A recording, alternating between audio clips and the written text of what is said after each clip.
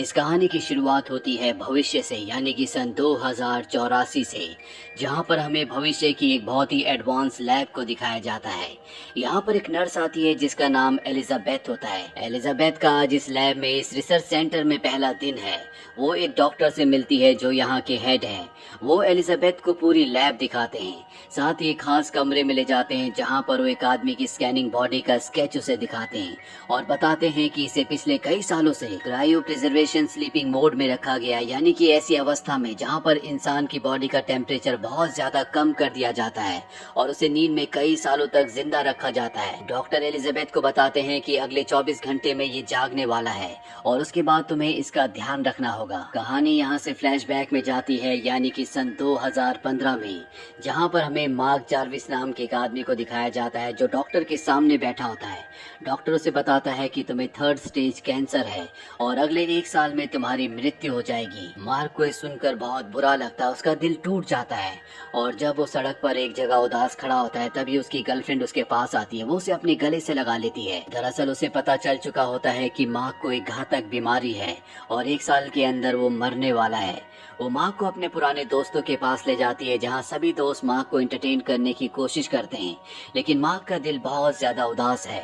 वो अंदर जाता और टैबलेट लेकर आता है जहाँ पर वो अपने सभी दोस्तों को दिखाता है कि आज से 7 साल पहले वैज्ञानिकों ने नकली ऑर्गन्स बनाने के लिए एक एक्सपेरिमेंट किया था और भविष्य में वो ऐसे ही बहुत सारे एक्सपेरिमेंट करने वाले थे। वो हर एक बीमारी का इलाज ढूंढने की कोशिश कर रहे थे।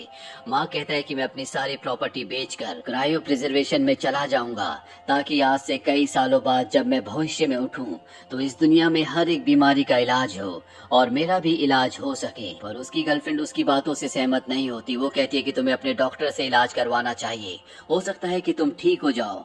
पर मार्क कहता है कि नहीं, ऐसा नहीं होगा। मेरे पिता को भी कैंसर था, उन्होंने भी इलाज करवाया था, लेकिन उनकी जान नहीं बच पाई। तभी मार्क का दोस्त उसे बताता है कि डॉक्टर्स तुम्हें कभी भी क्रायो प्रिजर्वेशन में नहीं डालेंगे क्योंकि जिंदा इंसान को क्रायो प्रिजर्वेशन में नहीं डाला जा सकता। मार्क कहता है कि मुझे पता है, इसीलिए मैंने तय किया है कि मैं अपनी जान ले लूंगा।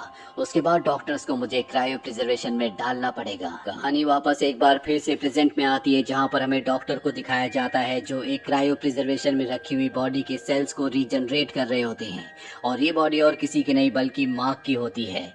और अब मार्क की आंखें खुल जाती है। आज वो 2015 के बाद एक बार फिर से उठ चुका है, लेकिन मार्क उठने के बाद बहुत ज्यादा कमजोर होता है। साथ ही उसके दिमाग से उसकी पिछली यादें पूरी तरह से खत्म हो चुकी होती है। उसके नेवल पर एक कॉर्ड होती है जिससे उसे फूड सप्लाई दी जाती है। यहाँ पर सभी डॉक्टर्स मार्क का बहुत ज्यादा ध्यान रख रहे होते हैं। साथ ही वो उसे एक इलेक्ट्रॉनिक डिवाइस भी देते हैं ताकि जैसे जैसे मार्क की यादें वापस आए वो सारी यादें इस डिवाइस में रिकॉर्ड हो जाए और डॉक्टर दुनिया को दिखा सके कि कैसे एक इंसान को 71 सालों के बाद दोबारा से नींद से जगाया गया और अब वो पूरी तरह से ठीक है। लेकिन मार्क अभी दुनिया के सामने यानी कि बाहर नहीं जा सकता और बहुत कमजोर होता है। उसके शरीर में इतनी भी ताकत नहीं होती कि वो अपने पैरों पर चल सके। उसे हमेशा सहारा लेकर चलना पड़ता है। एलिजाबेथ को उसकी देखभाल के लिए यहाँ पर बुलाया गया था और अब उसे एलिजाबेथ के साथ एक कमरे में अगले 100 दिनों तक रहना पड़ेगा ताकि वो अपनी पुरानी यादों को दोबारा से स्टोर कर सके। साथ ही उसकी बॉडी में ताकत भी आए, वो चलने फिरने लायक हो जाए। धीरे धीरे माँ किसी तरह से जीना शुरू कर देता है। उसे वहाँ पर बिल्कुल भी अच्छा नहीं लगता, लेकिन माँ की पिछली यादें उसके दिमाग में वापस आना शुरू हो जाती है। उसे याद आता है कि कैसे वो अपने दोस्तों के साथ वक्त बिताया करता था, कैसे वो अपनी गर्लफ्रेंड जिसे वो बहुत प्यार करता था उसके साथ वक्त बिताया करता था। मार्क अब इसी तरह से इस कमरे में रहते रहते अपने दिमाग और अपने शरीर को विकसित करता है और पूरे 100 दिन बाद डॉक्टर अपनी टीम के साथ मार्क के पास आते हैं। वो उसके लिए केक भी लाते हैं। सबके सब बहुत खुश होते हैं और आज के दिन मार्क को एक बॉक्स भी दिया जाता है जिसमें उसकी पिछली जिंदगी की काफी सारी चीजें होती है। मार्क देखता है कि उस बॉक्स में एक लेटर भी है और ये लेटर उसकी गर्लफ्रेंड ने लिखा था। एलिजाबेथ मार्क के लिए उस लेटर को पढ़ती है। उसमें उसकी गर्लफ्रेंड ने लिखा था कि तुम तो सो गए लेकिन मैं यहाँ पर जिंदा हूँ, मैं तुम्हें बहुत मिस करती हूँ, मुझे तुम्हारी बहुत याद आती है। और जब उसकी गर्लफ्रेंड 50 साल की हुई थी तो उसने भी तय कर लिया था कि वो भी क्रायो प्रिजर्वेशन में जाएगी ताकि वो भी मार्क के साथ उठ सके। इसीलिए वो पानी में कूद गई थी, लेकिन जब उसे क्रायो प्रिजर्वेशन के लिए लाया गया तो उसकी बॉडी बहुत ज्यादा कमजोर थी। आज भी वो क्रायो प्रिजर्वेशन में होती है लेकिन उसे इस वक्त उठाया नहीं जा सकता। मार्क उसके क्रायो स्लीप चेम्बर के पास जाता है जहाँ पर वो डॉक्टर से कहता है तुम मेरी गर्लफ्रेंड को उठा दो, पर डॉक्टर उसे बताते हैं कि इस वक्त उसे उठाया नहीं जा सकता क्योंकि जिस स्टेट में उसकी बॉडी को क्रायो क्रायो प्रिजर्वेशन में डाला गया था उस स्टेट की बॉडी को इस वक्त हमारे पास उठाने के लिए पूरी टेक्नोलॉजीज नहीं है। ये सुनकर मार्क बहुत ज्यादा उदास हो जाता है।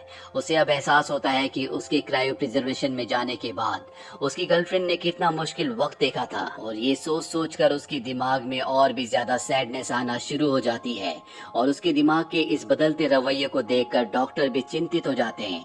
एलिजाबेथ डॉक्टर से कहती है कि हमें मार्क को अब बाहर की दुनिया में ले जाना चाहिए, ताकि बाहर की दुनिया में जाकर वो अपनी गर्लफ्रेंड को भूल जाए। पर डॉक्टर कहता है कि अभी मार्क को हमें यहीं पर रखना होगा, जब सही वक्त आएगा तो मैं खुद मार्क को बाहर की दुनिया में ले जाऊंगा। एलिजाबेथ को मार्क के लिए बहुत बुरा लग रहा होता है, क्योंकि कहीं ना कहीं दिल ही दिल में वो मार्क के लिए अट्रैक्टेड थी और वो चाहती थी कि मार्क बाहर की दुनिया में जाए। और एक दिन जब डॉक्टर लैब में नहीं होता तो मार्क चुपके से डॉक्टर के कमरे में जाता है, जहां पर वो डॉक्टर के मेमोरी डिवाइस को हासिल कर लेता है जिसमें डॉक्टर की यादें होती है। और जब वो उस मेमोरी डिवाइस को पहनता है तो डॉक्टर की यादों में देखता है कि उसने कई सारे लोगों के ऊपर ऐसे ही एक्सपेरिमेंट किए थे, जिन एक्सपेरिमेंट्स में लोगों की जान चली गई थी। और मार्क ही पहला ऐसा इंसान है जो क्रायो प्रिजर्वेशन से जाकर पूरी तरह से ठीक हो गया है। अब वो पूरी तरह से नॉर्मल है, उसके शरीर में भी ताकत आ चुकी है। मार्क अब जो कि डॉक्टर के बारे में सब कुछ जान चुका है, वो डॉक्टर के उस मीटिंग रूम में जाता है जहाँ पर डॉक्टर होता है और उसे कहता है कि तुमने कई लोगों के ऊपर एक्सपेरिमेंट किए जिस वजह से उनकी जान गई। डॉक्टर एक्सेप्ट कर लेता है, वो कहता हाँ मैंने कोशिश की थी, लेकिन मैं हर एक को बचा नहीं सकता। हो सकता है कि ये सब मेरी गलतियां हो, लेकिन मैंने कोशिश की थी। मार्क अब बहुत ज्यादा उदास हो चुका है, उसे कुछ समझ नहीं आता कि उसे जिंदगी में क्या करना चाहिए, और वो अपनी गर्लफ्रेंड को बहुत ज्यादा मिस कर रहा होता है। इसीलिए वो उसके स्लीपिंग चेम्बर के पास जाता है, वहाँ पर वो उदास बैठा होता है। तभी वहाँ पर एलिजाबेथ आ जाती है। वो एलिजाबेथ को बताता है कि जब मुझे कैंसर हुआ था तो मैंने तय कर लिया था कि मैं क्रायो स्लीप यानी कि क्रायो प्रिजर्वेशन में जाऊंगा। हालांकि मेरी गर्लफ्रेंड ऐसा नहीं चाहती थी, वो चाहती थी कि मैं डॉक्टर से इलाज कराऊं और मेरे पास जितना भी वक्त है मैं उसके साथ बिताऊं, लेकिन मैं ऐसा नहीं कर पाया और इसके बाद मैंने अपनी जान दे दी। अगर मुझे पता होता कि मेरी भविष्य की दुनिया इतनी बेरंग और बेजान होगी तो मैं कभी भी अपनी जान नहीं देता, बल्कि अपनी बची हुई जिंदगी अपनी गर्लफ्रेंड के साथ खुशी खुशी जीता। मैं इस चार दीवारी के अंदर रहकर परेशान हो चुका हूँ। मैं चाहता हूँ कि तुम मेरी मुक्ति में मेरी मदद करो। एलिजाबेथ जब ये बात सुनती है तो उसकी आंखों में आंसू आ जाते हैं, क्योंकि वो मार्क से अब प्यार करती है।